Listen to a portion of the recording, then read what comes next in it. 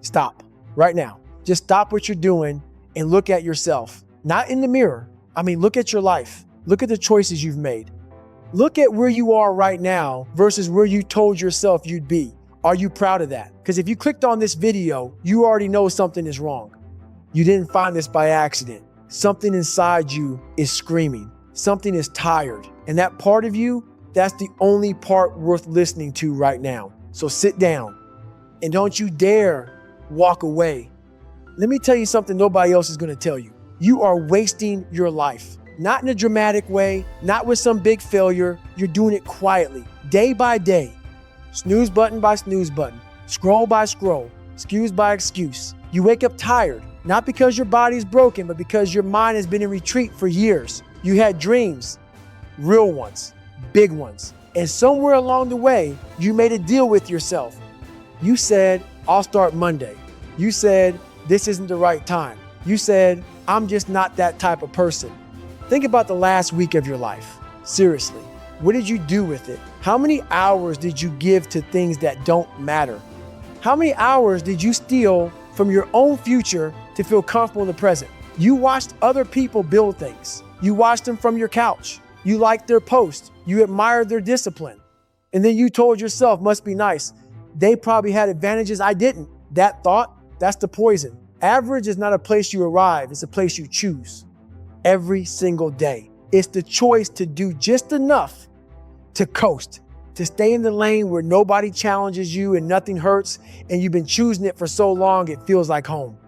It's not home, it's a prison. And the door, it's been open this whole time. Let's get specific, because vague problems have vague solutions. Your problem isn't bad luck. Your problem isn't the economy, your childhood, your boss, your city, your past. Those things are real. Some of them are hard, but they are not why you're stuck. You're stuck because of one thing. You are addicted to comfort. Let me say that again. You are addicted to comfort. Every time you feel resistance, that tight, uncomfortable feeling when you're about to do something hard, you retreat. You find something easier, something faster, something that gives you a tiny hit of good feeling without costing you anything. That's procrastination. That's not laziness, it's fear in disguise. Fear that if you actually try, you might fail. And failure would mean you're not who you wish you were. So instead of finding out, you never try. Here's what your excuses sound like from the outside. I'm tired. You've been resting for years.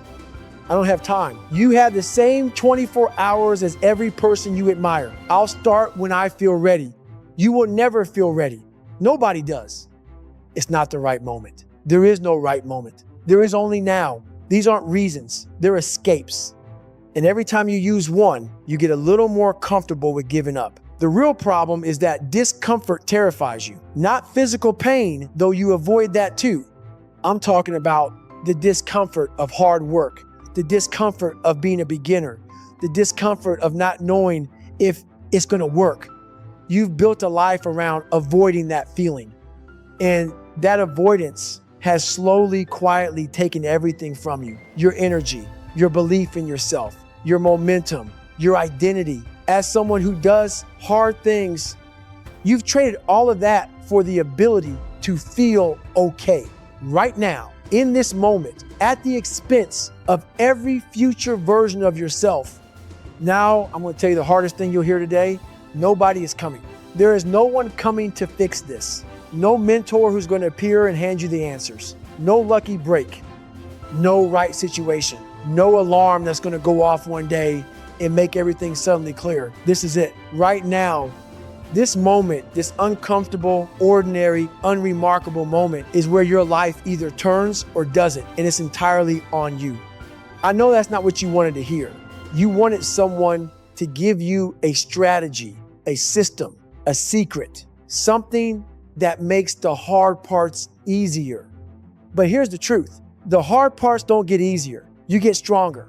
And there's only one way to get stronger. You have to go through them. Discipline is not a personality trait. You are not born with it or without it.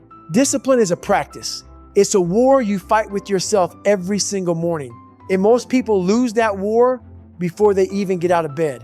You hit snooze, and in that one moment, that tiny, insignificant decision you told your brain, comfort wins. And your brain remembers Every time you choose comfort over commitment, the path gets steeper. Pain is not the enemy. Pain is the price of admission. Every person you look up to, every athlete, every entrepreneur, every artist who made something real, they paid in pain, in sleepless nights, in public failure, in doubt so heavy it felt like a physical weight. They didn't succeed despite the suffering. They succeeded through it. And here's what nobody talks about. The pain of discipline is temporary.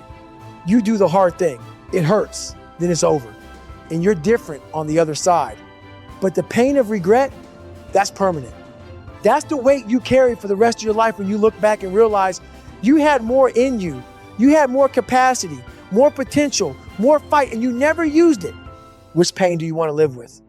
So what do you actually do? First, stop waiting to feel motivated. Motivation is unreliable. It shows up when things are exciting and disappears the moment things get hard. If you wait for motivation to move you, you will wait your entire life. Action comes first. Feeling follows action, not the other way around. You don't feel like going, you go anyway. You don't feel like starting, you start anyway. You don't feel like pushing through, you push anyway. And somewhere in the middle of doing the thing, the feeling arrives. Second, make your identity non-negotiable. Stop saying, I'm trying to work out. Say, I'm someone who works out. Stop saying, I'm trying to get serious about my goals. Say, I'm someone who does what they say they're going to do. Identity shapes behavior. When who you are is on the line, not just what you want, the calculation changes. Third, embrace the suck. You have to actively choose the harder path, not because you enjoy suffering, but because you understand what it builds. Every time you do something you don't want to do, every time you override the voice that says stop, you are building the muscle that makes everything else possible. Waking up before you want to, training when you're exhausted, doing the work when no one's watching, showing up when you get nothing for it today.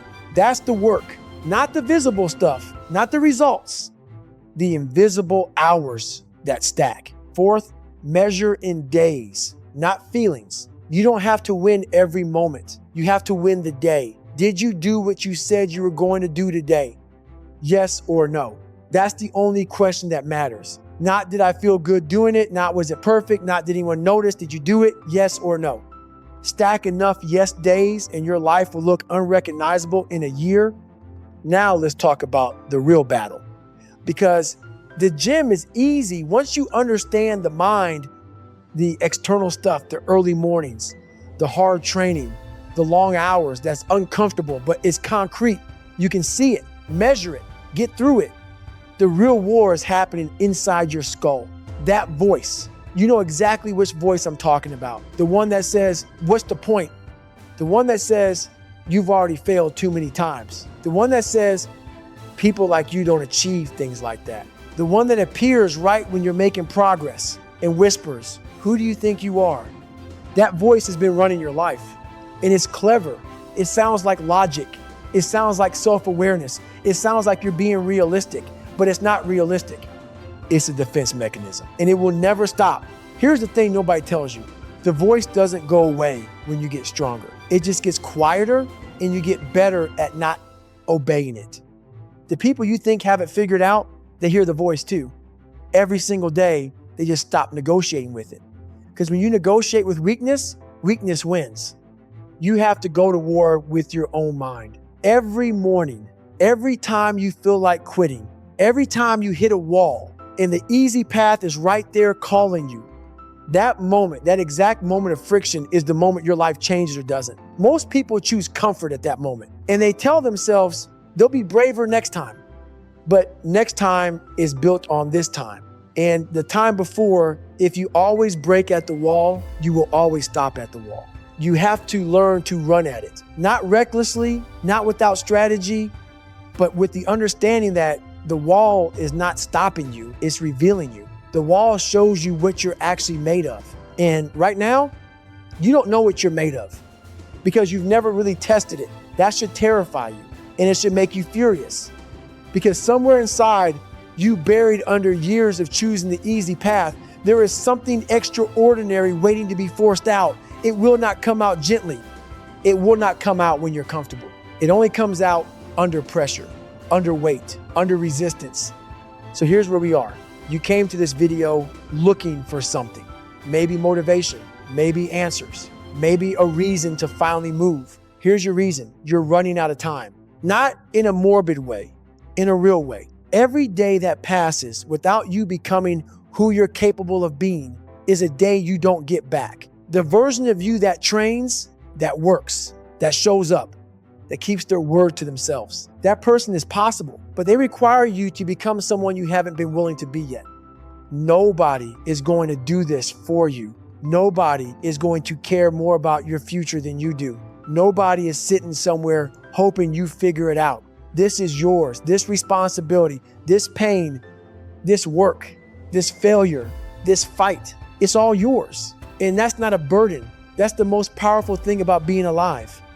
You are the one variable in your life that can actually change. Not your circumstances, not the economy, not your past, you. So get up. Not tomorrow, not Monday, not when you feel ready. Get up right now and do one hard thing. One thing you've been avoiding. One thing you know you should do. One thing that scares you. Do it ugly, do it imperfectly, do it tired and afraid and unsure. Just do it. Because on the other side of that one thing is a different version of you. One who knows they can. One who has proof. And that version of you, they don't need this video. So go become them.